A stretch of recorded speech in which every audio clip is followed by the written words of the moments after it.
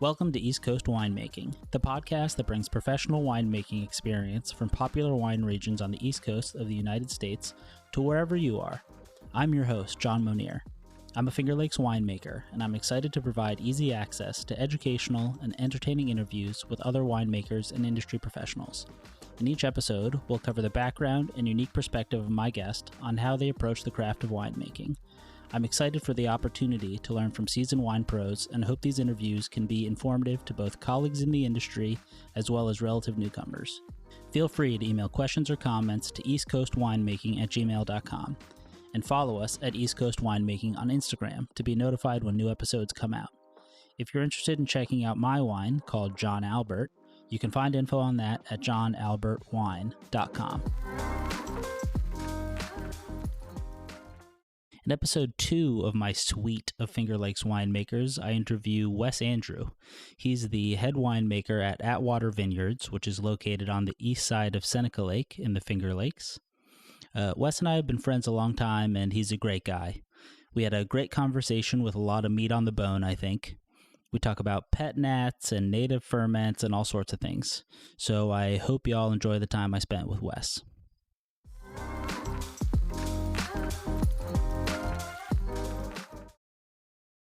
Okay, so basically before we get into any of the nitty gritty, I want to ask you about how you found yourself in this position, how you got into wine, that whole thing. But First, would you tell me, just to get the ball rolling, what you did in the cellar today? Just for the sake of saying it, it's July 31st. Today I filtered some Chardonnay and prepped for bottling tomorrow. Did some harvest prep. Ordered some barrels. How much Chardonnay do you have? This vintage we have 1,700 gallons. Okay. I only filtered like 800 of that today, and then I'll do the rest next week before bottling again. Okay, so you'll split up bottling. Split up. Yep. It's all one lot of Chardonnay, though? It's all one lot, 2 vineyards. Barrel? 55% of it was in barrel, and 45% of it was in stainless steel. Okay. And did it go through mallow? I went through partial mallow. There's 2 grams of malic remaining. Hence why I'm filtering it. If it was through full mallow, it would have been unfiltered. But the stuff in stainless steel, I don't think finished full malolactic. Okay. And that was fruit that I had not worked with before. It was not home farm fruit. It was not Atwater fruit. Sure. So will this just be called 2023 Atwater Chardonnay? Yeah, it'll be Chardonnay Reserve since it was in barrels. To denote the fact that it was not all stainless steel. Does that mean you regularly do 2 Chardonnays? We did, and that's where the name came from. The Reserve, we had to separate the 2 of them, and yeah, one was just called Chardonnay, and the other was called Chardonnay Reserve. So now we only do 1 because I refuse to do 2 because I think the stainless steel just doesn't show very well. Interesting. As somebody who hopes to make stainless steel Chardonnay this year. Well, I mean, I don't know. I gave it 1 shot in a really tough vintage, which is 2021. No, I'm sorry, it was 2022. Stainless Chard, you gave a shot? Yeah, we did the. God, now I'm eating my words. No. 2022, we only did the Reserve, and 21, which was not the best year. We did the stainless steel, and then we did the full barrel fermenter, or a combination of whatever, the Reserve. And there was just something you didn't prefer about the way the stainless showed? I think if I opened a bottle right now, I might like it. But upon release, I did not like. I have not had it in a while, and in general, I like a Chardonnay that goes through full malolactic, and because of like the weight it brings. Yeah, I like a fuller bodied. I could see doing a stainless steel and making sure it went through malolactic. I think if you're going to do stainless steel Chardonnay, at least in the Finger Lakes, that is the way to go. Do mallow and tank. Interesting. At least in my opinion. If I was going to do it again, that's what I'd do. That's one thing that I'm going to experiment with this year. Excuse me. I was looking at some of the bacteria, the malolactic bacteria that Scott Labs has, and there were some that were divided as being like more buttery vanilla intended for barrel, and one that was more like floral and stone fruit. And, you know, at Ravines, we don't inoculate. Everything just wants to naturally go through mallow. Likewise. So I'm interested to experiment with some of this. It's going to be stainless shard, and I'm going to try this like lighter bacteria that's like the more fruit and floral. And interested to see if that does anything or, you know. Anyway, sorry, I've already gotten us down this rabbit hole. Thank you for hosting me here at the Atwater Tasting Room. Wes Andrew, head winemaker Atwater. Hello. Okay, so now to jump back a little bit, now that we've got the winemaker ball rolling and the conversational juices flowing. Yes. Please tell me where your first interest in getting into wine production came from. Just like a quick, you know, bing, bang, boom. We don't have to go too hard on it. And the steps that you experienced or went through to get to the head winemaker position where you are now, like what wineries you worked at, internships that you had, things like that. Sure. It's kind of long answer. I think I first started to like wine when I was maybe 17 or 18, and I would always get excited at Thanksgiving. My uncle would bring a bottle of dessert wine every year, and my aunts would always make pecan pie. And my favorite thing at Thanksgiving was not turkey. I didn't like turkey at the time. I usually had like something random for dinner. I was still eating like a 10-year-old. I would have cereal or something, and while my family feasted on turkey and on ham. Thanksgiving. Yeah. I've had cereal a couple times, like as approaching an adult, like a late teenager. You know, it's so funny to hear you say that, and maybe this isn't super to the point, but I think it's really funny when professional winemakers who I think to somebody outside of the industry are often viewed as people who have like super picky, thoughtful palates, you know, to know winemakers who have such, maybe the things that they eat day to day are not particularly spectacular. So the thought of up and coming head winemaker Wes having cereal for dinner on Thanksgiving at 17, it's really funny. Yeah. So otherwise, the food was not like a thing for me at Thanksgiving, but pecan pie and dessert wine. My parents would let me have, you know, a little bit. And I always, for some reason, loved it. You know, it was sweet. It was usually some ice wine or something like that. And I think that's when it started. My first career was not in wine. It was in music, attempted career. Indulge me and just tell me a little bit about what kind of music you were interested in. I was a classical bass player for a very brief time. I went to college on a half ride, and once that half ride ended, I decided that paying for school is not going to work out, and that music was just not for me. It wasn't structured enough. I knew that I would have to work immensely hard, and I was just one of those people that needed a little more rigidity in my daily schedule. Not just I should go practice, or I should go do this, or I should go apply for this orchestral job, or I should find gigs, or blah, blah, blah. I was just going to play video games or you know, at 19, 19-year-old, 20-year-old. So I nixed that, left school, went back home, worked full-time in retail, grocery, actually.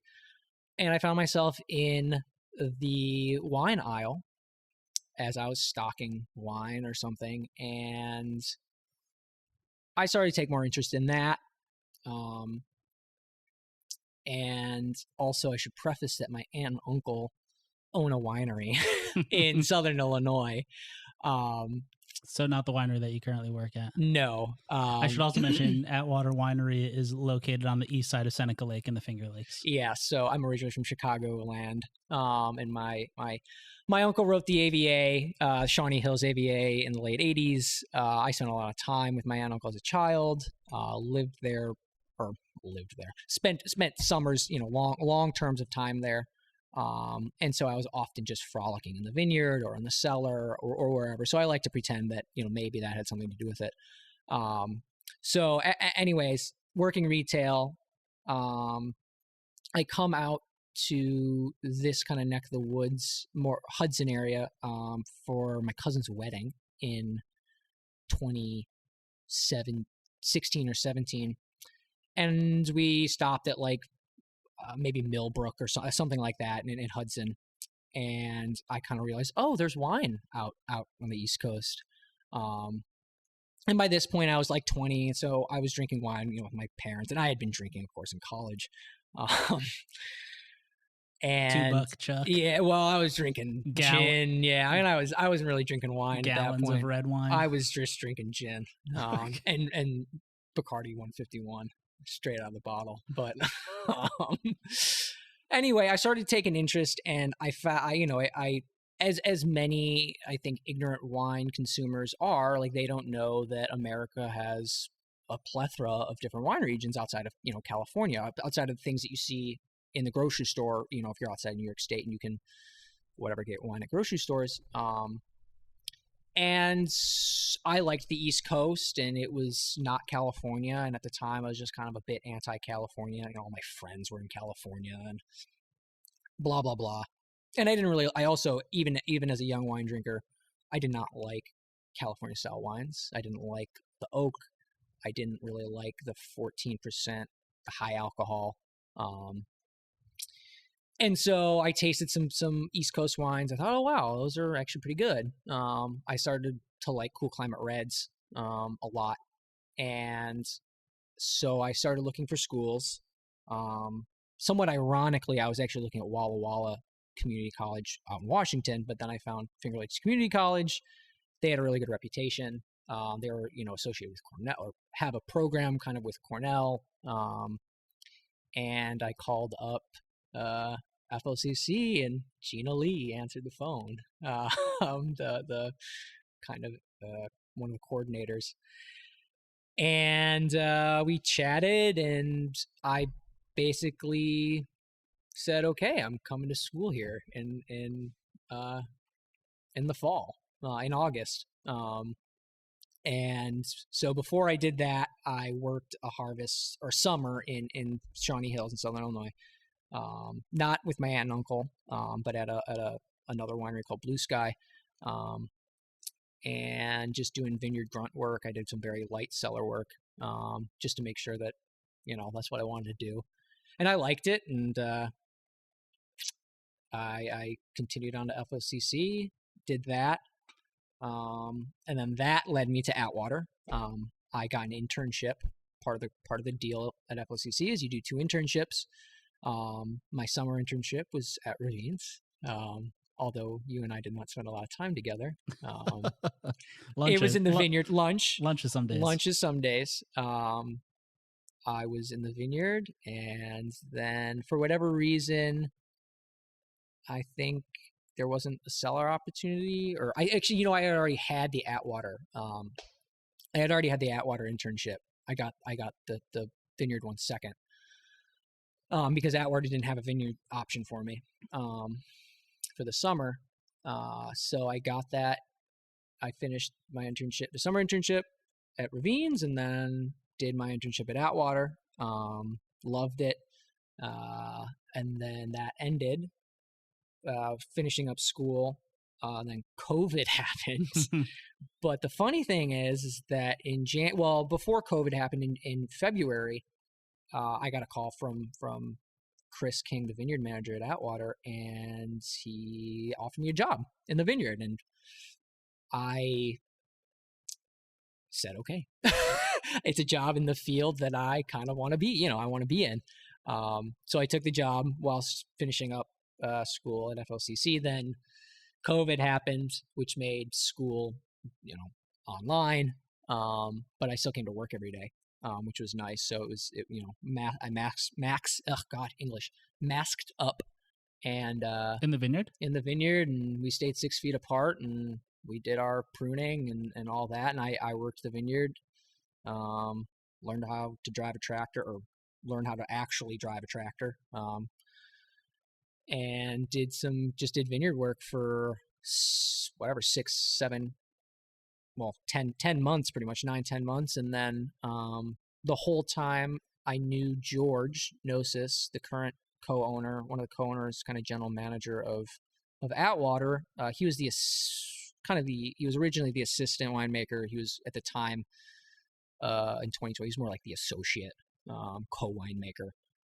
He was in the process of purchasing Atwater, and so I knew that if George was successful, I had an eye on that job, and I had expressed interest in that job, and I was, of course, Vinny Alaperti's, the prior head winemaker's intern, and so they knew me, and they liked me well enough, and lo and behold, George was able to purchase Atwater, and so that left the assistant job vacant, and I took it in 2020, the harvest of 2020, and after that, I was the assistant for the next two harvests until 2022, and as Atwater. Atwater also shared a space with Billsboro that Vinny owns, Billsboro Winery. However, Atwater expanded so much that unfortunately Vinny was politely kicked out, and it worked out for everybody. It sounds like it was a win-win. It was a win-win. He found much better production space at Anthony Road, and we were able to expand now up to 10,000 cases. Which is pretty much double what we were doing 3 or 4 years ago. And then when Vinny left in 2022, I took his position, and here I am. That's awesome. Yeah. Well, congratulations. Thank you. I know I've told you this in the past, but it seems like you're very comfortable here. Yeah. Speaking of the place that you work, do you know much of the history of how Atwater came to be, when it was originally started, that sort of thing? I do. Some of it. It was originally called Rolling Vineyards in the 70s, maybe late 60s. Wow, it's been around that long. Yeah, it's been around for a while. It originally had, natives and hybrids here. And it was Rolling Vineyards until, I believe, 1998 when Ted Marks bought it. If I can just say, when you're talking about rolling hills, we're sitting in the tasting room overlooking, it has this gorgeous view of Seneca Lake, and the hills where the vineyard rest below the tasting room and between the tasting room and the lake are absolutely rolling. I've never really put much thought to it. They're rolling. But anyway, they are. In the 70s, and I actually, you can't quote me on this. I actually think this place was, I'm not even going to say it because I don't think it's true. I will. I thought that this, for a brief time, Atwater, or this space, used to be Finger Lake's champagne house. Really? I think it might have been. That was the name? That was the name. I don't know for sure. There's no evidence of that, in the cellar. Like, we have some really old Rolling Vineyards wines from the late 80s. Yeah, if not, they're really missing an opportunity to decorate their tasting room with things that say Finger Lake champagne, exactly, old barrel heads, we have whatever. We have some. What are the sparkling racks? Riddling racks? Riddling racks. Thank you. I should know that. I thought there was another word for them. It's okay. You're under pressure. I thought there was whatever. And so I don't know where those came from. I don't know if those were here originally or if we acquired those at a later date. Since we do make traditional method sparkling, we don't use them anymore. Oh, because you're not disgorging, so you don't have a need to riddle. Yes, I think at one point we used them. just to riddle, but I still think somebody disgorged for us when we were riddling them here. Okay. We still riddle them here. We just riddle them differently. Anyway, back to the history of Atwater.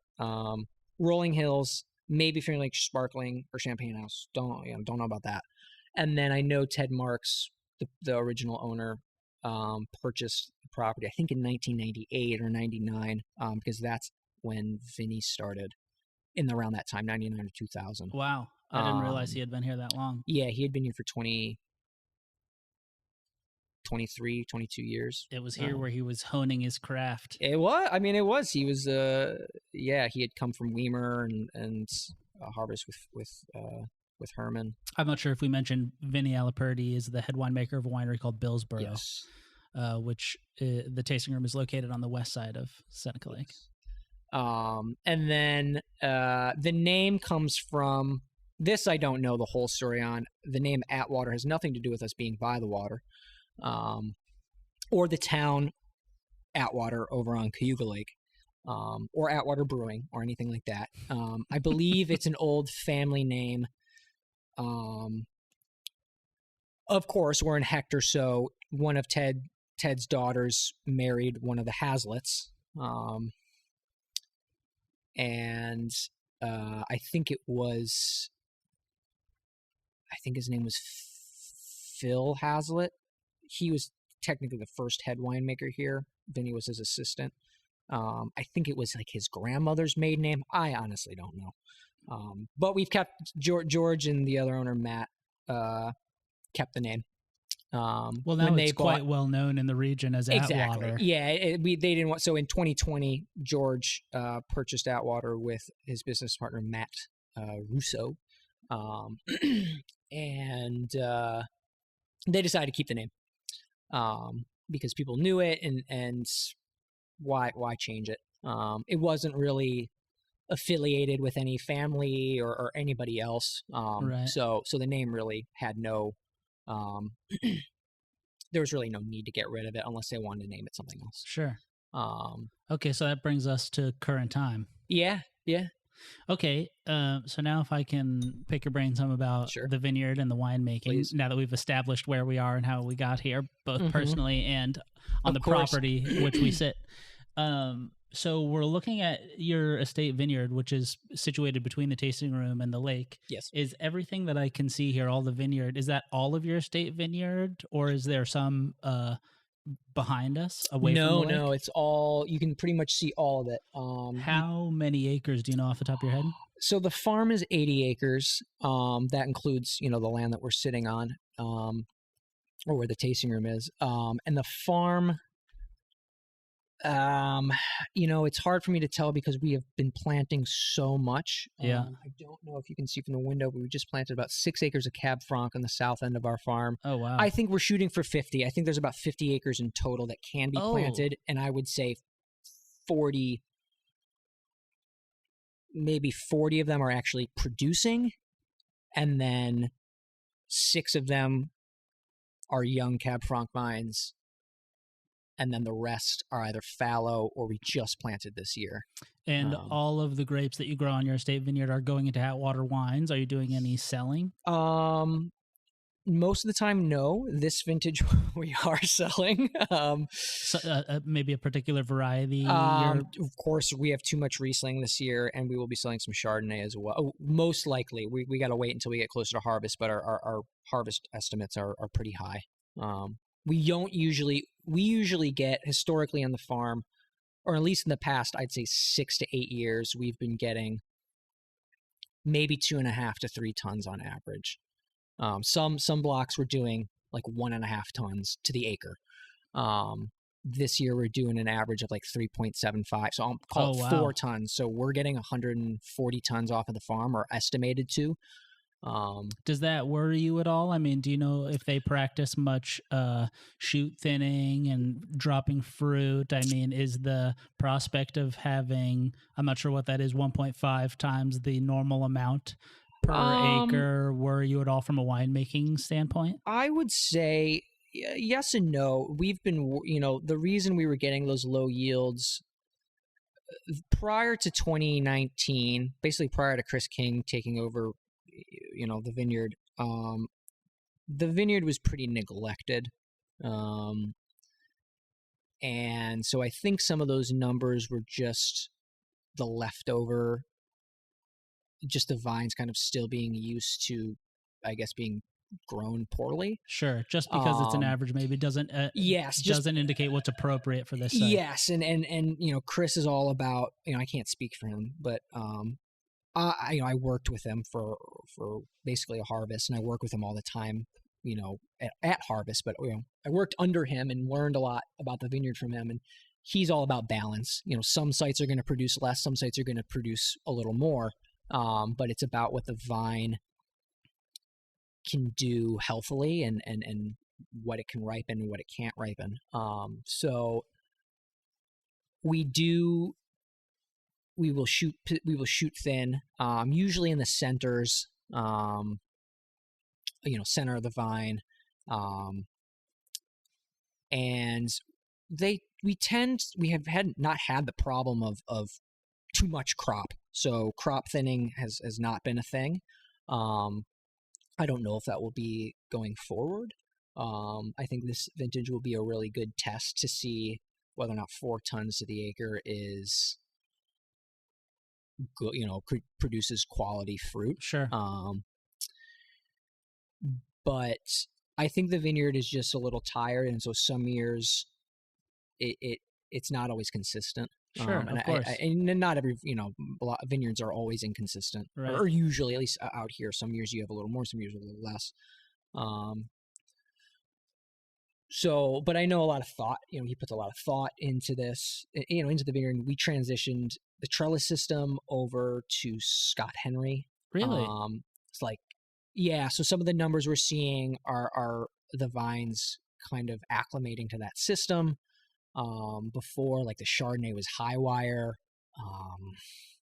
and it was a mess. And again, it's just being treated a lot different, a lot better than it was for the prior years. Not to say that they didn't get good fruit off the farm, prior to Chris, but I know a lot of horror stories, and I know those things aren't happening now. Good. And Chris knows what I'm looking for in the cellar, and I think he can translate that into the vineyard. And I'm of course looking for quality. You make it sound like you have good synergy between you two. I think so. We've only really worked together with me in charge for basically 2 vintages, 22 and 23. And we have yet to have a really tough year, so we'll see if we get another 2021 or another 2018 where we might be a little more at each other's throats. The next question that I have is maybe one that's appropriate to ask the vineyard manager, but maybe you have some information, which is I'm seeing some rows that are oriented north-south, sure, and some rows that are oriented east-west, yep, or west-east or whatever. Yeah. Do you have any idea what the thinking was in doing that? It was mostly just topography, the rolling hills thing.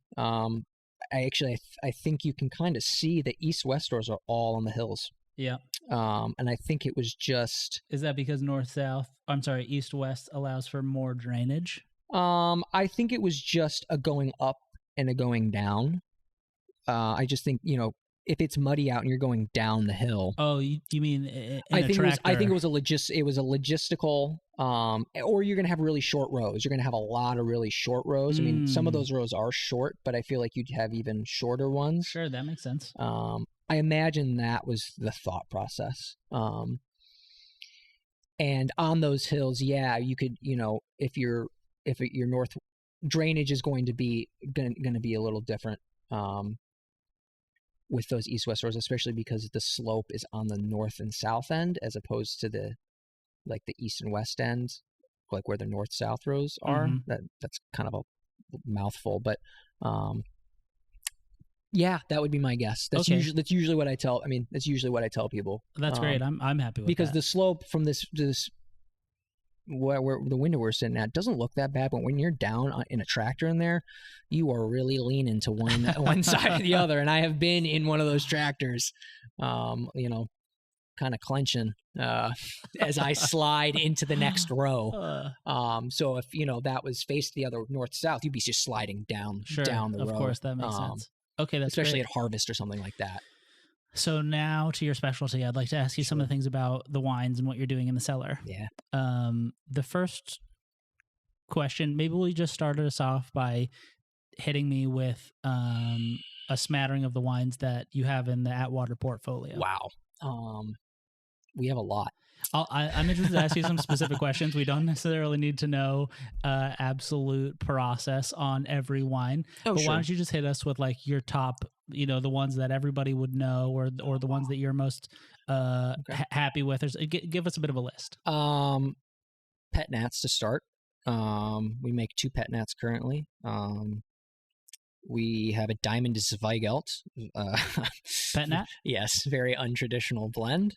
That was kind of mid-harvest cellar decision to blend the 2, and it tastes really good. And we're actually going to do it again this year. I'm interested to ask you more about Pet Nats, but let's come back to it. We do an Aramelica Gewürztraminer Pet Nat, and then just kind of some of my other favorite wines from Atwater. We are one of the few Finger Lakes vineyards and wineries that has Syrah. Some people might think that's heresy. But I'm currently drinking it in my glass, and I quite like it. The Syrah is a big passion project. We can, for me, we can get into that later. Pinot Noir is almost always on 10 out of 10 or close to. Cab Franc, and of course we do dry Riesling, semi-dry Riesling, and then Chardonnay. Those would probably be the big ones. And then we have a slew of other. We have, I think, 13 or 14 varieties on the farm. Wow. All vinifera. Yeah, they're all vinifera. Cool. Yeah. Okay. So you're the head winemaker here. Do you feel when you're making stylistic decisions for the wines? Sure. Do you feel like you have carte blanche stylistically to do whatever you want? Or is there a house style that you maybe learned during your time here with Vinny and that you feel a obligation to perpetuate? No. Or yes. One of the reasons, of course I wanted the job because it was, more responsibility, a pay raise, it looks good in my resume, blah, blah, blah. It was a step up from assistant. But what appealed to me about the job, was that Vinny was gone. Obviously he was gone, but Billsboro was no longer associated with Atwater. And although Atwater and Billsboro had different fruit 9 times out of 10, and they were always different, I feel like you could always tell that they were made by Vinny, and it was a good thing. Because he kind of had his personal style. He had his style, and Vinny has his style. And it bled through in the way that the Atwater showed. Yeah, it did. I mean, it was a different vineyard, and your different vineyard is always going to express differently. I mean, it's kind of hard not to. I totally get it. You basically have to would have to try to intentionally make wine separately for that to be the case. If you think something's the right way to make your wine, chances are if you're making wine for somebody else, you feel it's the right way to make that wine too. Exactly, and I would do the same thing with somebody. If I was in the same position, I would be making both, unless I was specifically told not to. I would be making them virtually the same. Some things were different. Yeast strains might have been different, or the Chardonnays were one might have been barreled, and then Billsboro might have been stainless, or vice versa, or something like that. They weren't identical, but and it's easy for me to say this because I was there, and I was also making Billsboro's wines, and I could see the little things that were important, that made those wines to me very similar. And I think George and Matt, the owners of Atwater, didn't, hired me also because they knew I was going to do something different, for better and for worse. So when they brought you in, you felt like it was your opportunity to full creativity. I could do anything I want. So at the time of this interview, we'll see if this continues. George does not even step in the cellar. Wow. He helped me at harvest a little bit. But the second he realizes that he didn't need to be there, he's full time in the tasting room, and also running the business. He's a general manager, but where he doesn't have to manage, he he knows that the vineyard's good, that Chris takes care of the vineyard, and then I can take care of the cellar. And if I have problems, I will, I'll talk to George. I know that the next question that I'm going to ask you might be difficult to answer, but I know that you're a creative guy, and so maybe you'll come up with a good way to answer it. Can you put into words stylistically, or I should say, the difference between Vinny's style and Billsboro's style and your style? If not, it's okay. I can take this question out of the interview. Yeah, we'll see what I say. I cannot speak for Vinny, but I'll just do some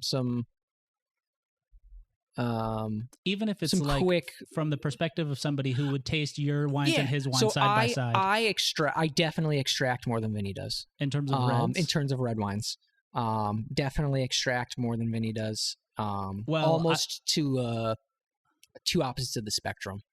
I'm not saying that like is a good thing. Like, it's my style, but I'm not saying he's on the lighter side. He's on the heavier side. In general, I think Billsboro is on the lighter style. 10 maybe 12-day fermentations. Sometimes we have done 8-day fermentations, skin fermentations, but 10 to 12 days. Where I tend to go anywhere from 16 and up to 25. We had a 25-day skin fermentation. Wow. Usually it's to cap fall. If my cap falls in 12 days, well, okay, then it falls in 12 days. And then I'll press it off, but it's to cap fall. Sure. It's not, and I do my very best to stick to that. On principle, you mean with your red wines, you're typically extracting until the cap falls? Yes, I do think... For people who maybe don't know what that means, in a red fermentation, the grapes float to the top because CO2 is being produced, and after fermentation is finished, the cap that's formed of grapes falls down because CO2 is no longer pushing it to the top. So cap fall typically means that the fermentation is totally completed. Completely over. And there's absolutely risks to that. You could argue that a little fermentation finishing in barrel adds complexity, and it's all subjective. So what did I just ask you? Are all of your reds on principle fermented on skins until cap fall, or yes. do you ever do you ever do something that's different than that? So it depends on the wine. I am starting to do some, I should say, Atwater. Me and my assistant are starting to do some kind of chillable, what we like to call chillable reds, with specifically with hybrids. So we did like a 4-day fermentation with some Croix Noir we got. By 4-day fermentation, you mean 4 days? 4 days on the skins. Yeah, sorry, 4-day maceration on the skins, and we pressed off, and it finished in tank, and it aged in tank, and it was just supposed to be a very easy drinking, very light-bodied red that you would treat like a white wine. But so in general, all of the vinifera, all the things that are going to be barrel aged, are all virtually to cap fall. I try to. I have not tried extended maceration. I don't currently really have the capacity, or not the capacity, but the tools that make me feel confident to do extended maceration. Although I would really like to try like 100-day maceration. Really? Yeah. I just to see, I think maceration, you'll lose some color. It's like, I don't know the name of what the graph is called, but it goes up and then it goes back down. So you'll lose color and then you'll gain it back, or tannin extraction. It'll go up and then you'll gain some back, or something like that. Interesting. They do a lot of it in Oregon and Washington, usually with Syrah and Pinot are big ones. And those are the varieties I'd want to try doing it with. So now to go back to my original question, I'm happy that we went down this rabbit hole, but now regarding the whites, stylistically, how would you describe your style? Are you rustic? Are you traditional? Do you aim for particularly like vibrant and fruity wines? Are you not afraid to get savory and like a little reductive? Every wine, every white wine and red actually, unless there's a problem, is aged on its lees. Full fermentation lees? Yes. Wow. Yep. Most of the time. There have been, I don't usually work with fruit other than Atwater. Last year, 2023 vintage, I worked with a lot of fruit that was not Atwater. And there was one Riesling lot in particular that I had to rack off the lees because the lees was just dirty. To sample them, do you try and pull a sample of lees like from the bottom of the tank? I will take the bottom of of the tank and I will literally drink it. And to see how it smells and how it tastes? Yeah. And that's interesting. So, and the wine. I mean, I'll check the lees sometimes, but it's usually if I smell on the wine, then that's my sign to get, to rack it. Yeah, interesting. Yeah. So with the majority of your ferments, your white ferments, where you're planning on keeping the wine on the lees, it sounds like the majority of them end up with healthy lees that smell good. That, I will admit. Rather, just to explain, than lees that smell like, bad, stinky, footy. Yeah. I Atwater is lucky. Our lees never ever seem, and so far do not, have not gone reductive in a like a really bad way. A little reduction, I'll monitor it and see where it goes, and maybe I'll do a dirty rack. So I'll take all the lees, I'll just rack it all, but I'll stir up the lees. And I do stir. I'll do what I call a dirty rack, and just rack from the bottom, the drain valve, and scrape all the lees in at the end. So it takes the lees. So it's a full transfer. Full transfer and full stirring. Sure. Since I got, it's hard to stir 1,200 gallon tanks. Right. So I'll do that instead. So maybe this is a little wine nerdy, but lees contact is something I've been thinking about a lot lately. And I've run into a number of situations where we have tanks where we rack off on principle because we don't aim to do a lot of heavy lees contact. And often I'm glad that I took the wine off, because when I go to clean out the bottom of the tank, the lees are really stinky. It fills the cellar with kind of a cabbagey smell.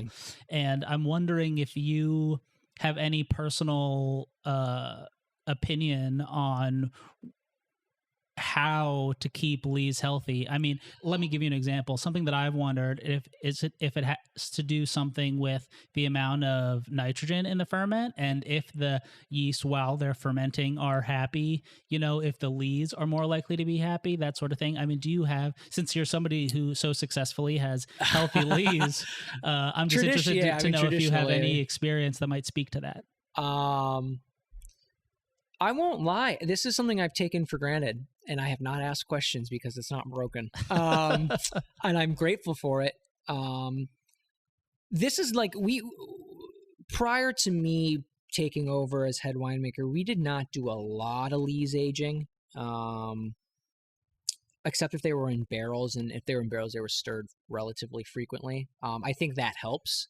I think that lees is going to compact, and it's going to get, I think that's when we start getting funkiness. So frequent stirring or dirty racking, I think that helps quite a bit, especially when you have so much in such a large tank. Like in a barrel, I feel like you can really get away with, just because of the shape of the barrel, and it's there's a little more surface area for the yeast to kind of spread out.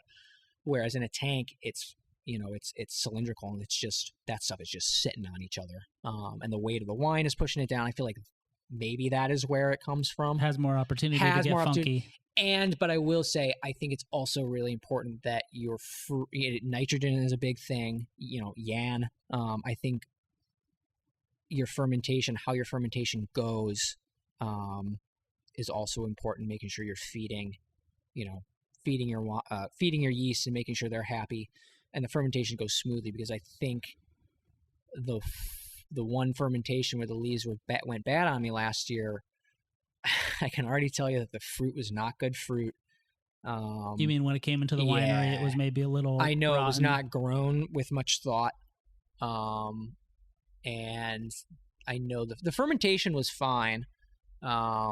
But I really think it had a lot to do with the fruit quality. Interesting. I mean, we racked at juice, we settled juice and all that, so most of that stuff should have settled. But I feel like the only bad lees I've had has just been from poor quality fruit. Well, let me transition into one of my next questions about some of the additions that you make during winemaking. Yeah. We're kind of jumping around a little bit, but while we're talking about lees and healthy fermentations, regarding your yeast nutrient regimen, Yeah. do you add nitrogen sources, fermade, DAP? What principle or philosophy do you use when you add them? Do you add like a specific rate to every tank? Do you measure YAN? Does it depend? Are you adding fermade versus DAP? How do you feel about that whole thing? Hit me. I should preface this answer with I don't add much of anything. Well, in general, I don't add now going forward. I don't add yeast, and I don't. You're all native. 2024 will be the first all native year. Wow. Okay. And 2023 was about 70. I did all of the home farm, so all of Atwater's fruit was native. Pet nat? Pied de Couve. But yeah. Oh, wow. Yeah, the pet nats were pet nats too. So we do a Pied de Couve every year. For those who don't know what a Pied de Couve is, it's basically like a sourdough starter for wine yeast. Yeah, you allow yeast to build up in some juice. We'll go crush 100 pounds of fruit the first week of September. Leave that to ferment on its skin, just to start fermenting. We'll gas it and cover it and let it start going. And if that fermentation smells good and tastes good, then we inoculate with it.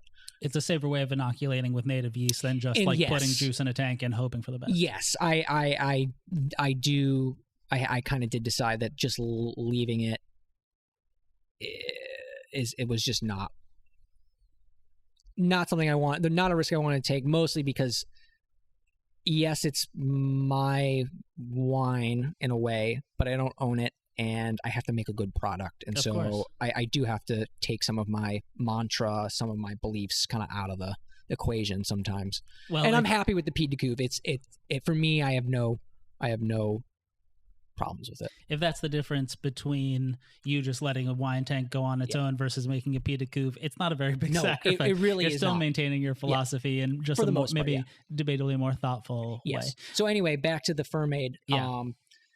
I do add fermade though. So there's a lot of things I don't add. But fermade is absolutely one of the things that I will add. Fermade O in particular. Let's just knock a couple of these off the checklist really quick. Do you chaptalize? No. Chaptalizing is adding sugar to increase the alcohol. So you don't chaptalize? No. Do you acidify or deacidify? The short answer is no. I have yet to run into. So my answer to deacidification is malolactic. Okay. I will do everything in my power to make sure that wine goes through malolactic, or leave residual, which I really don't love to do. But there was one wine in particular. Residual sugar, you mean to round out the to balance sensation the acid. Of acid. Yeah, so like there was a rosé this year, and I think it had like 10. Well, I'll use the Vignoles for an example. The Vignoles is always made in an off-dry style, but it had 12 grams of acid this year at harvest. And so Classic Vignole. I had to leave it with 36 grams to the liter, almost 4% sugar. But it doesn't taste like it. So anyway, instead of deacidifying was that was my other answer. That was my other answer. Okay, now we can get back to nitrogen. Yes. So yeah, no deacidification, no acidification, unless it's. I rather blend. I'll put it like that. Like I'd rather make a blend with another wine that has more acid. One more that I thought of. Yeah. Do you ever practice any fining? No fining. And what about you? Do some filtration? I do filtration on none of the reds. Well, so everything gets a rough. Almost everything gets at least a rough, very very rough filter. To get like flies and genuine solids out. And if you want to know microns, I do a pre-filter. I use Bico pads. I use Bico Enduro, which I think is like 10 microns and greater. So that's big. And then I do 550s, which I think is like 4 to 6 microns.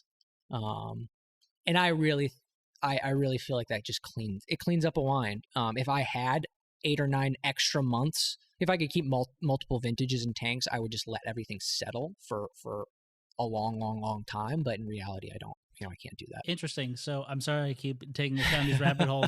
I really want you to answer this nitrogen question. Sure. But just to put it on record, your feeling is that filtration to some degree cleans or clears up like the aroma and maybe the palate of some wines. Absolutely, the turbidity. Yeah, the literal. Yeah, the palate Okay. I thought that was physical just palate. Yeah. interesting to solidify, just because it's such a divisive thing, especially now. People seem to really have an opinion on, I absolutely filter, I absolutely don't filter. Yeah. We don't have to go down that rabbit Yes. hole, but I thought it was interesting that you kind Yes. of hinted at your feeling toward that. Yeah, again, very rough. Underline in bold, rough. Rough filtration. I do sterile, again, I do sterile things with residual sugar, and I have started to not sterile filter things that have malic in them. This year's I took one big risk. We'll see if it bites me in the ass. Because something didn't finish mallow. Because something didn't finish mallow, and I didn't want to sterile filter it. My opinion is that you'll be okay. Yes, I consulted many people, and God, what's the word? The verdict was that I would be fine. Okay. And so far, the wine is fine. Anyway, so I'll sterile things that if I absolutely have to, then I absolutely will. But so we use some 550 pads in the winery, but we follow them up with 450s. But after 550s, the wine looks pretty clear. Yeah. It's not like there's sediment floating in the bottles after 550 pads. Actually, for us, there are. Really? Oh yeah, they're. I mean, the wine I'm currently drinking does not have any, but it depends on the vintage. This vintage in particular is going to have some solids. 21 had a lot of solids. 22 had a lot of solids. Like very little bit. The finished wine will. The finished wine had some lees or solids. Interesting. Mostly, we're talking like maybe a millimeter. At the bottom of the bottle, or at the cork if it's upside down. Yeah. Okay. Yeah, like a millimeter. That's a pretty small one. Yeah. Okay, back to nitrogen. Okay, I'm going to let you talk. Nitrogen. I don't check Yan. I would like to. I don't have like a Enofos system or anything at the moment, because they're extraordinarily expensive. And Cornell would be the closest place to get analysis done, and Cornell is 45 minutes away. And during harvest, I don't have time to do that. And Vinny never checked Yan. But what I did learn from or what he did was he would just make a point to use medium to low nitrogen demanding yeast strains. So that and he and I add up an appropriate amount of nitrogen during fermentation. Usually at the first, maybe the first bricks or first bricks drop, I'll add, and then usually around the 1/3 or maybe halfway, I'll add the second addition. So you're adding like the same rate to each wine? Yeah, I'll do so I do basically I think I do a gram. It's okay if you don't know the exact additions. Wow, just what's your philosophy in what wines get more versus what wines get less? They all get the equal amount. Oh, they all get the same amount? They all get the same amount. Unless a wine is struggling and it's smelly, then I might add more, but I'd probably pump over or add oxygen first. Or I maybe add a sprinkle if it was really slow. And are you a no DAP ever kind of guy? I am not a DAP ever kind of guy. So there's no DAP in the winery? No, just fermento. Okay. I mean, I learned that from school, that I guess it was somewhat proven that yeast metabolize organic nitrogen better and more healthily than diammonium phosphate. Sure. And so, and I think Vinny used to use maybe Fermate K, which I think is split between DAP and Fermate O or something like that. I've seen really no problems so far. Sure. Maybe a few fermentations are slow, but I'm also using native yeast, so fermentations for me are long sometimes, or sometimes they're fast. Do you have any that carry into the spring of the following year that don't finish over the winter? The short answer is yes, but never any like really serious amounts. Right? We're not talking like the wine doesn't have 2 or 3% sugar remaining. Sure. It's got maybe it'll click off another gram or two. So hypothetically, you have a wine in the winery that has a little bit of residual sugar left. It's getting into the deep of winter where the ambient temperature is really cold and the native fermentation isn't going to want to happen in tank. Do you add SO2 to that? Do you add sulfur to that wine? No. The short answer is no. So the wines that I will push to finish fermentation are things like rosé and wines that I know need to be bottled sooner because we need them. We have a hybrid white kind of table wine, the Stonebridge White. That I will try to make sure goes dry. And because I just know that's going to be bottled in March or April. Sure. But things like dry Riesling or Chardonnay, no, they don't see sulfur until I just sulfured the dry Riesling from 2023 in June. That's crazy to me. That's insane. But mind you that I taste them all the time, and they're on their lees, and this is another reason I'm a big proponent of the lees aging is also because I'm not anti-sulfur. I absolutely add sulfur, but all of my wines, even the Riesling, I kind of try to get to go through mallow, mostly because that means I can not filter them, which is really the ultimate goal. Is to not sterile filter them. Do you think you can taste the malolactic conversion in Riesling? Yes. Really? Oh yeah. Is it something that you like, or is it just something that you don't mind? There's a lot of some of my favorite Rieslings I'm pretty sure go through Malac. So like Nikolaihof out of Austria is one of my favorite Riesling producers ever, and I'm pretty sure most of their wines go through partial or full malolactic. I mostly hope for partial because I want that kind of classic Riesling vibrancy. And I may get to the point where I will stop it. I don't know, because I don't really like to stop malolactic. I like to let it finish and be done. I feel like there's been some studies that if you add sulfur like mid malolactic fermentation, you're gonna have some problems. Do you know what kind? Just off aromas.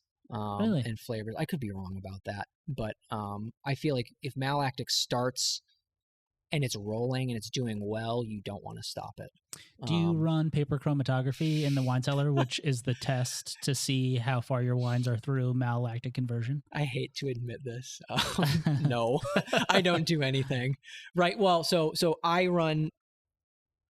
My lab is extremely basic. I can run TA, pH, ethanol, and bricks obviously at harvest, and that's it. Does ethanol mean within a bouilliometer? Yes, within a bouilliometer. Okay. So I have to send samples off to, unfortunately, Cornell right now. I'm working on getting an ENOFOS system. I am too. But that must be nice though, because so it's usually by taste. Vinea had always done it by taste. Sometimes the reds, if I'm unsure, I will in like January or February, I will take all the reds, a healthy sample of multiple barrels of each lot of red, and I will send them off to Cornell to get Malic checked. For your birthday, I'll buy you a paper chromatography. I really could just get one. We used to, George used to do it, but I threatened to do it this year, but I've really just been going off of the taste, and if I can, you can hear malolactic. And if I hear my barrels humming away in December or January, then I don't really try to think too hard about it. Well, your style, the decision that you're making in the cellar are obviously working for you and for Atwater. So maybe it's a case of it ain't broke. Yeah, I mean, it's definitely the stylistic choices I'm making are definitely different for kind of long-term Atwater patrons. I think a lot of people really like it. I definitely think there are some people who don't like it, or I should say didn't like it, and now no longer come to Atwater, which is fine. I think those people, it is what it is. It's not like it was half our wine club or something. Well, that's the beautiful thing about wine is there's a wine for everybody. Exactly. And there's a person for every wine. Exactly. So I don't fret too hard about that. And I think the way I want to make wine and how I'm making wine will appeal to enough people to get, to keep Atwater going. And so just to go back to one of the questions that I asked, regarding not adding sulfur, and for anybody who's not in the wine industry, the concern is that sulfur is one of the biggest things that protects wine over an amount of time when it's bulk aging from oxygen. And you can experience some off aromas sometimes if wine gets oxidized while it's sitting in tank. So my question is kind of a two-parter, but maybe it's the same answer. The general question is, do you experience any oxidation in tank because you're not waiting so long? Does it get aldehydic and all that sort of thing? And to kind of piggyback on that, do you, as part of your stirring lees regimen with the intention that it will have those oxygen scavenger properties and that you can kind of do with not adding SO2 because of your wine's relationship with the lees? I guess that's the end of the question. Yes, is the answer to that. I think I started that answer and I didn't finish. Another part of why I do the lees aging is because of its protective qualities. And as that lees kind of breaks down and decays and it releases whatever chemicals, those can bind with oxygen and essentially protect your wine from oxygen. So this is a bold claim, and this might be just professional ignorance, but hit us with it. I'm sure I have noticed ready. that the wines that have been aging on their lees hold sulfur way better than my wines that do not sit on the lees. Fascinating. So for reference, some of my wines were under 60 parts total and had around 20 free, which to me is a really good ratio of 20. Mind you, 20 is still low. If your pH is 2.9, 20 free is not low, but if your pH is 3.6, yeah, that's low. And reds too are similarly holding their sulfur, at least initially, better than I would expect, or kind of better than I had maybe seen in the past. I feel like I've been getting away with some wines that have reasonable pH, maybe not pH of like 3.7 or 3.8, but like, I don't know, 3.2, 3.3, maybe even a 3.4, wines that I've added like maybe only 80 total parts, and I'm happy to bottle them. They're still pretty damn close to their molecular sulfur at bottling. Wow. So I'm not afraid to just say, oh, okay, it only got 80 parts and that's it.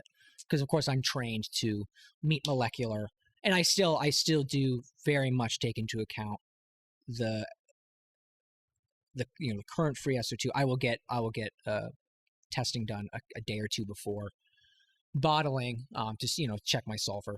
I don't even check my own sulfur. I mean, I sometimes will do a silly little ripper method, but I don't even have an aeration oxidation apparatus. So just to be clear, when you say molecular, you mean the amount that's required given a wine's pH? Yes. Yep.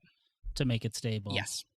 I always consult that number, but I don't necessarily always meet it. And that's mostly with those wines that I feel like have been holding really well. I might go a little less.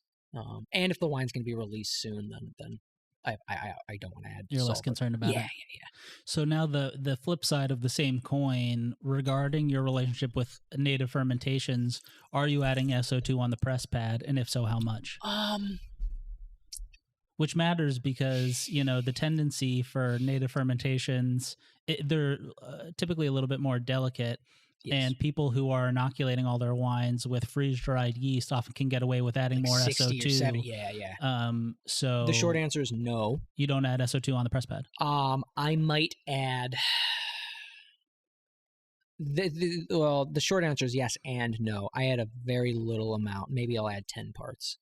Or if the lot is really gnarly, which is rare if it's off the Atwater farm, or if it's a really bad year, I will probably up that, but probably no more than 10 to 20 parts. And there are some lots where you add 0? There were a few lots in 2023 that saw no sulfur at crush. Yeah. Is that because it was an accident, or is that because you didn't think it needed it? It was mostly an accident. And then I don't know going forward. I think I'll probably just add 10 parts going forward, because there is a lot of other bacteria and that can kind of be hanging around. And I want to make a good product and a safe product, and sulfur is a tool. I'm not anti-sulfur, but I want to use it responsibly. Sure. And I want to make really sure that my native ferment or my Pied de Cuve is going to be successful. And in an ideal world, that yeast is native to the farm, or it could be different every year. That's the next thing you should be sending to Cornell, is to have them identify some of the yeast strains. I've actually, this is a long rabbit hole we don't need to get into, or maybe this is a conversation for another day. In the long term, I would really like to cultivate a house strain. And I have talked to some people at Cornell about doing that. And I would like to eventually stop the Pied de Cuve if I'm able to find like 2 or 3 really good, or just even one really good house yeast, whatever you want to call it. Does that mean that's one that's identified in the cellar that then they can yes. generate and freeze dry? Well, no. So I would have to maintain. It would live on slants, and it would live in so the culture would be mine to take care of. And would it be a liquid culture? It would. Yes, kind of. It would live on like an agar plate. Oh, okay. Slats. Yeah, slats. Sorry, I said what did I say? Slants. I'm not slats. sure. Yes, or an like agar plate. Petri dishes. Petri dishes. Yeah, I think. Yeah, or there's some that are slanted. I see. That I don't know why they're. So maybe you just use the right term, and I just don't know what you're talking about. Hey, don't ask me. I'm not. I'm an associate's degree. Sorry. Okay? Anyway. Yeah, so that's a long term. I wanted to do it this year, but man, it's a lot of work. And I did contact, there is a lab out. I actually think it was ETS out in California. And they basically told me they're very secretive about their information. So what I basically was told was that I could send them a sample, and all they would do is tell me whether or not it was a cultivated yeast. So they would match it up they basically run it through a database. And that's all they would tell me. They wouldn't tell me anything else. And that's basically all the email said. And yeah.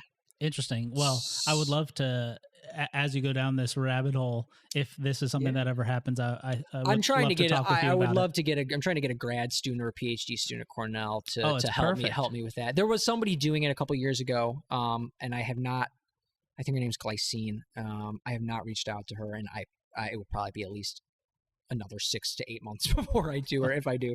But yeah, it's on the bucket list. Okay. But for now, it's the Pied de Cuve, and I really like what it has been doing for the past couple of years. All right, so we've been talking for quite a while. There are just 2 more things that I want to ask you about, because they're 2 things that you and I have talked about in the past that I know you've been doing a little bit with, and I'm interested to hear you talk some about both of these experiences. Sure. The first is your experience with carbonic maceration, and then I'd like to finish by talking about some of your experiences with the pet nat and some of what the steps that you're taking in the cellar that make that happen, like your protocol kind of. Okay. So first, if you'll talk about the carbonic maceration, because I think that will probably be a slightly shorter and more straightforward talk.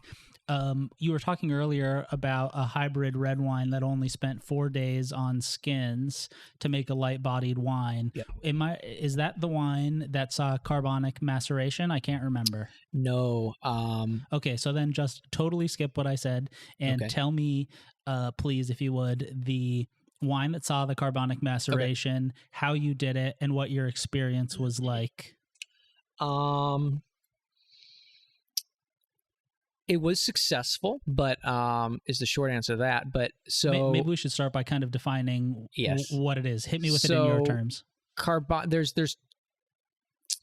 I guess there's two types of carbonic maceration. There's cold carbonic and then there's hot carbonic. Cold is obviously hot. Well, I'll start with hot. Hot is when you heat up a tank with whole clusters and maybe a little bit of juice. And those berries ferment inside of themselves, the intracellular fermentation. It's like it's enzymatic fermentation, is that right? It's not like a yeast. It's not a yeast fermentation. And I think it ferments to like a few percent alcohol, and then the grapes burst, and then that's over. But it produces it's a very floral, very fruity. You can sometimes get like banana. It's what's done with Beaujolais Nouveau.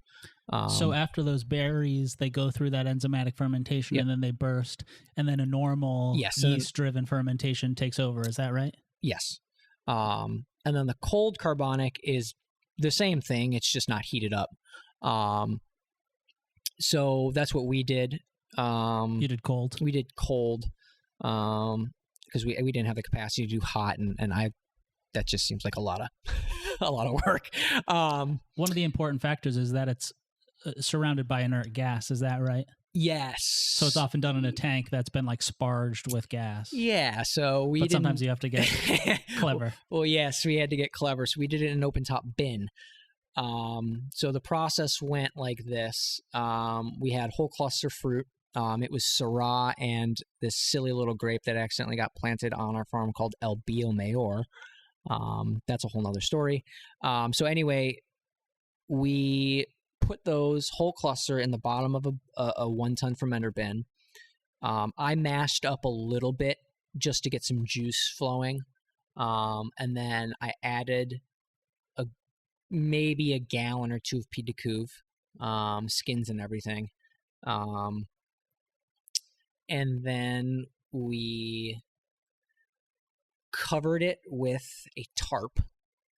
Oh, before we covered it, we put in gas, as much as we could, dry ice, in the form of dry ice, and then covered the bin with a tarp, taped the tarp to try and keep it airtight, and then we weighed it down with some rice hulls, about 150 pounds of rice hulls. And this is a project my assistant Sam really wanted to do, and I've been kind of interested in it too. And I said, okay, we're gonna do it, but if it starts smelling like VA, we got to press off. And so we left it alone for about 2 or 3 days, and we opened the tarp, smelled it, and it smelled like gas, or like CO2. It smelled like fermentation. Was that a relief when you smelled it? It absolutely was. And I think and we might do this again this year if we have the room. And I think what was important for us, if you're not going to do it in a tank that you can really seal off, is that little bit of Pied de Cuve that was already fermenting and producing that gas. Oh, because it basically was gassing. It's naturally gassing. And so those so we smelled it and it smelled good. And so we taped it back up, and then like 4 or 5 days later, we plucked some grapes out. They were obviously all still whole, bit into them, and it was fuzzy. It was sparkling. There was gas and they were fermenting. So success. Then we pressed off after, I think, 6 days. I think it was out of logistics, to be quite honest. And then that finished its fermentation in a tank. So 6 days. How much color was extracted is I guess what I'm getting at. Not that much. It looks like a rosé. So it was only 40% Syrah, And so it was basically like a direct press. So it didn't spend much time in what would be considered a traditional red fermentation where the berries are all mashed. I mean, it was like they were a all little bit whole, of juice at the bottom doing some extracting, and then you had the carbonic maceration going on, and then it was not very long before you pressed it. And so there was, I mean, it makes sense that it's pink and more of a rosé than a red wine. Yes. I mean, some of that fruit at the bottom is obviously going to get crushed from weight, and some of those berries will, break open and juice will leak out. But in general, there was not a lot of juice at the bottom, so they were doing their intracellular whatever fermentation. Do you feel like when you taste that wine, you can taste the carbonic? Absolutely. How does it show in that wine?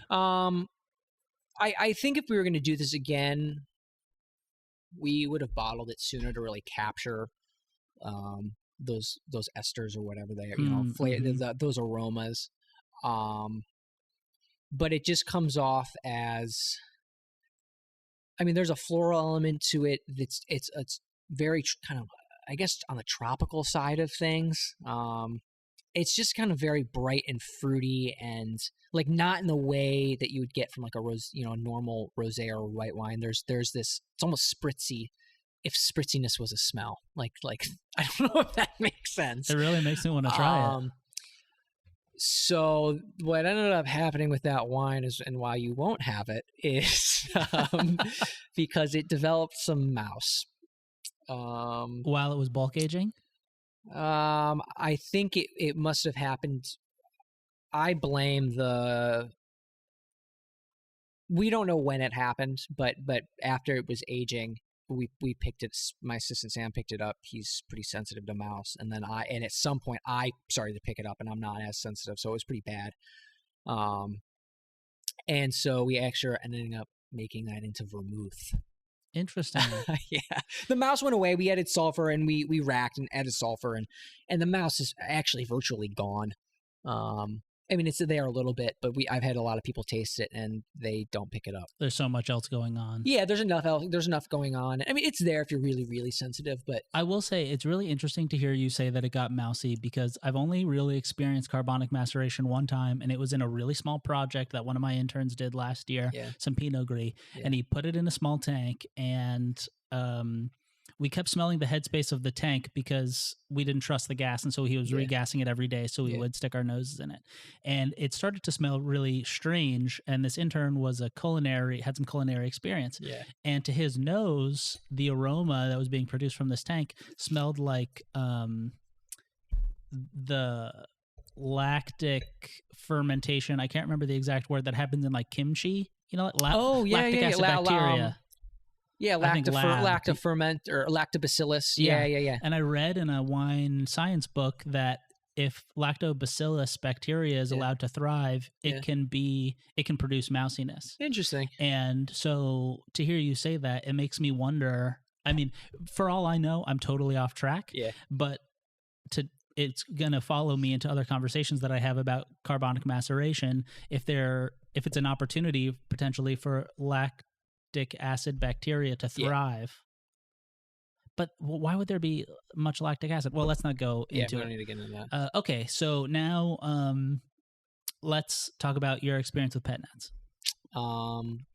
Was this the first year that you made any? Oh no, I actually became an intern at Atwater because they were making pet nats. Oh, they've been making pet nats since before your time. George was a big pet nat guy, and he had been making pet nats to relative success. And I say relative because there was the classic pet nat problem of gushing. And one of my big kind of milestones or big goals was to make a pet nat, an undisgorged pet nat, a real pet nat, in my opinion, that did not gush. And so we, over the years as an assistant, we were making tweaks and changing some protocols. And in 2021, we did a pet nat, and it was pretty close to not gushing. I mean, it would not explode upon opening, but you had to be quick with pouring. And I didn't make one in 2022. So in 2023, I was really, really on top of it. And I was making a lot. I was making I made about 400 cases in total between 2 pet nats. So you felt like you had to be dialed in? It had to be spot on. So tell me what you think some of the elements are in your experience about making a pet nat that doesn't gush. A lot of racking. So I'll rack the fermentation. I'll purposely rack the fermentation at optimal times just for yeast health, and also to get off the solids. But I will also rack like an hour before bottling. While is the wine at a normal fermentation temperature? Yeah, they're usually around mid 60s or low to mid 60s. I'm still kind of playing around with that this year. Last year, one of them went. We actually went through malolactic, full malolactic, which is I'm very grateful that it did because it needed to drop some acid. And so I think this year I'm making essentially the same version. I'm going to let it ferment a little warmer to promote some malolactic fermentation. But yeah, so racking at least twice during or at least once during fermentation. I guess it's all during fermentation. And then one like literally right before you bottle. That's a big thing. I tried doing like a partial cold settling. What, during fermentation? Yeah, we did that a few times, and I just didn't like that. I didn't like it from I guess I just didn't have enough faith in the yeast, or I just didn't want to take that risk. But it sure worked. The risk you feel like in chilling the fermentation down and then trusting that it will start back up? Yes. I think you could find a happy equilibrium around like maybe 50 degrees, but that's still pretty low. I think you could recover from 50, and it would never be much lower. It might have been high 40s, like 48 or something, 49. But I don't know. I chose not to do it this year. And I'm very happy I chose not to. So that's another thing. Some people do a very rough filter to get solids out. I'm happy with the rack. How do you determine when in the fermentation to bottle? Do you have like a specific Brix reading that you look for on a hydrometer? Yeah. So that was the big problem with the prior pet nats, was that they were being bottled at like I think even 1.5 Brix, which is almost champagne sparkling. That's basically 1.5, depending on the alcohol. That's 1.5 Brix is almost 1.5% residual sugar, which is way too much for a pet nat. For vinifera, and I say for vinifera, well, I had never made a hybrid pet nat or native pet nat before, but for the reds, I would do a little less. I would do 0.5 Brix, or maybe 0.6 Brix, just because they have anthocyanins and other things for CO2 to nucleate on. I thought maybe a little less carbonation wouldn't hurt. And then it would be 0.7 for the whites, which is virtually no different. But this year I actually did I wasn't happy with those were the pet nats that didn't gush but overflowed, if that makes sense. It was a slow overflow or a moderately quick overflow. You had to be quick you had to have 2 glasses out and you had to go fast. And so I know some of the Atwater patrons that weren't used to pet nats, and definitely the tasting staff, that was just a hassle for them, and they didn't know. And even if you chilled it down well, it still happened. So I really wanted to make sure that you could pour relatively safely. So I dropped it down to 0.5 Brix for these most recent pet nats, and they don't blow up. I think at one point I heard you call them self-stirring. One is self-stirring. Yeah, it's actually really cool.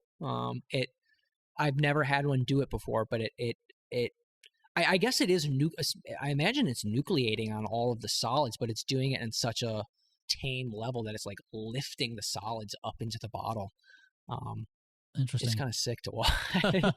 I don't know if that'll be a continuous thing, but yeah. So 0.5 Brix, maybe even a little less. I think what I've determined is that the bricks you have to be careful with, because this might sound crazy and maybe I'm talking out of my ass, but it has a lot to do with your final alcohol level. The bricks you bottle at. Sometimes they wouldn't go dry, like in the past, and I want my pet nuts to go bone dry. So you have to think about it like, well, what's if you have half a bricks on a wine that has 10% alcohol, half a bricks is going to read differently on a wine that has 12% alcohol, because it's all about density, and that alcohol is going to mess with the density. You mean like how you read it with a hydrometer? Yeah, like the alcohol will affect how, if the hydrometer it reads a certain number. Yeah, like there might not be, half a bricks is not necessarily 5 grams. Zero. Bricks hydrometers go down to -1, -2. I've had some wines that go down to -2 bricks. But some only go down to -1 and there's still 0 grams of sugar. Right. And I think I'm pretty sure that has to do with the alcohol concept. Yes, that's my understanding as well. So I had like this revelation this year that because the pet nats this year were like 9.5% alcohol. And I really think that you like thinking about the final alcohol level is important for bottling. I don't really know where I'm going with that, but that's the theory I'm running with right now, is that is also something you need to keep in mind, because if you bottle a wine that has, it's going to have 12% alcohol, you might want to bottle that a little later than if it's going to only have 10, because that yeast has a higher chance of going dry in 10% alcohol than it does 12. Especially native yeast. Interesting. Anyway, I'm going. I don't know. I can understand. Tin hat is on. Well, this is exactly the information that I was hoping to get from you, based on what kind of where you are in your relationship with how you're dealing with these wines in the cellar. I would like to start doing fructose and glucose levels. But right now I'm stuck with a hydrometer, so I'm still riding the hydrometer train. I can't get this thought out of my head about how funny it is that you're somebody who, the way that they relate to their wines and measurements is just so separately in opposite directions of each other, because you have a small lab where to run SO2, you send it off to Cornell Yes. And things like that, but you're also prepared to use info like the different types of sugar in your wine and things like that. I mean, I think it's just because I'm really comfortable with the not knowing the SO2 and not knowing the malic. I think that I really rely on my palate for that. Sure. Or this SO2 I don't, but I do. I mean, I can smell and taste, and if and I'll always give maybe a little safety slap of sulfur if I'm unsure, if I, for some reason, forget to get aeration oxidation done by Cornell. I'll still, go through my total ads and still kind of make sure I'm in a ballpark. Sure. But yes, I know it's very contradictory, and I'm a bit of a contradictory person, as you probably know. I don't mean to put you in a position to defend yourself. Oh, no, not at all. I kind of, it's easy to see how you would thrive if you had access to like a Foss machine and the rabbit holes that you could go down and how you change your winemaking. I have 2 really quick pointed questions about your pet nat. The first is, so you're not disgorging? No. And does that mean that the pet nats, when they're ready to sell, have had no sulfur added to them? Yep, no sulfur. But with any luck, they've been fermented totally dry and have totally completed malolactic conversion, and so that they're stable. If they're gonna do malolactic, then they would have gone through it ideally before we sold them. Usually they see if sometimes these are bottled at harvest. Like, sure, we bottled the 28th of September last year for both, and the 29th for the second pet nat. Sometimes they're both. It's got to be a good combo of doing a native fermentation and deciding to do pet nats, because at least maybe the fermentations take a little bit longer and give you a little bit more time to plan the fact that you're going to need to bottle them. Usually, whereas if you were inoculating and you have like 10 days before you have to bottle them. Well, yeah, I mean, usually they during harvest. Usually they're in December or maybe sometime in November. But like I said, last year, whatever Pied de Cuve I was using, those guys were ready the 28th and 29th of September. We bottled pet nat and also processed like 10 tons of Chardonnay the same day, which for 10 tons for us is a lot. That's 3 press loads. Sure. The other question that I have is, normally grapes for sparkling wine are picked. They're one of the first things, yes. excuse me, that are picked, typically higher acid and lower sugar. Are you picking for your pet nat like the fruit that you would pick as if they were sparkling wines, or are you picking at what would maybe otherwise be considered full ripeness? No, I'm definitely picking for acidity. And now that I've moved, I'm trying to move the pet nats, and I have with these last two, moving the pet nats to kind of a lower alcohol wine, like sub 10%. And so finding fruit, I get in these cases hybrids and natives that are essentially ripe at 18 or 19 bricks, and utilizing those grapes for pet nats instead of like picking Riesling, or although you could argue that in some years you're getting 19 bricks Riesling in late October, so you could use that too. But I've tried like Cab Sauvignon and Syrah for pet nat, and man, it's just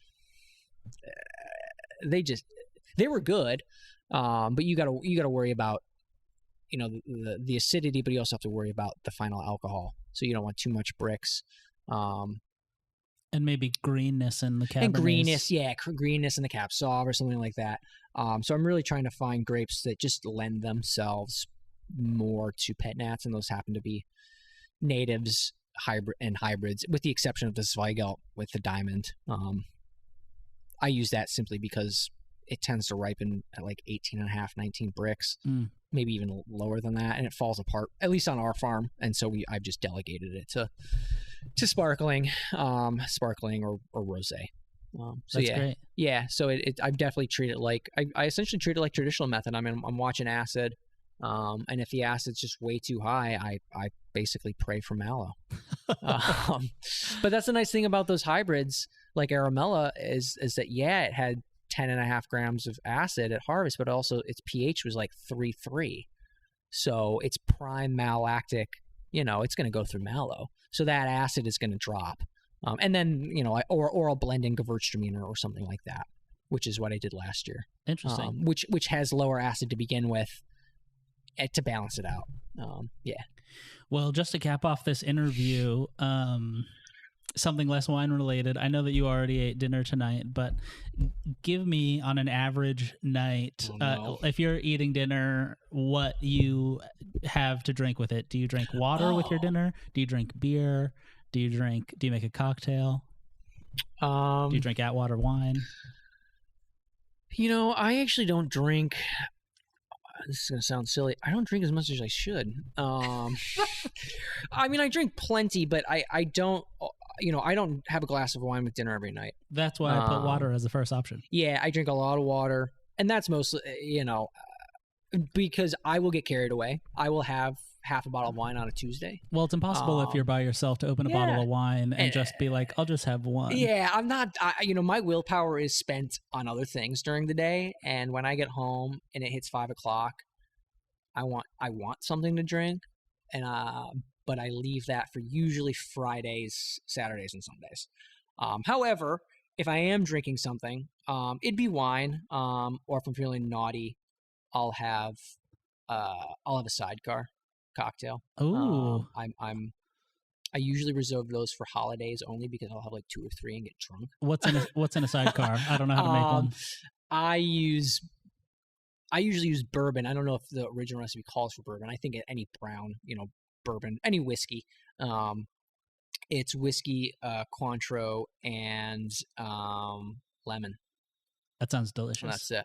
It's really good. 2 to 1 to 1 ratio. I go a little heavy on the bourbon. I'll have to try one. Shake it up, shake it up, and I like it neat. But you can have it over ice too. And then otherwise on the weekends I try to always drink wine, just to drink wine and keep myself both educated and also something to drink. Of course.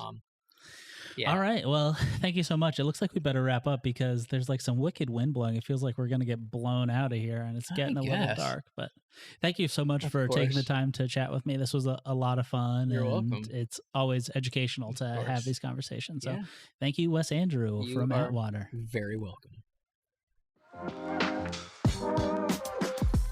Thank you all so much for listening. I'm thrilled you could make it to the end of the podcast. If you have any thoughts on questions you'd like me to ask or comments about your experience, I'd love to hear them. Please don't hesitate to email me at eastcoastwinemaking@gmail.com.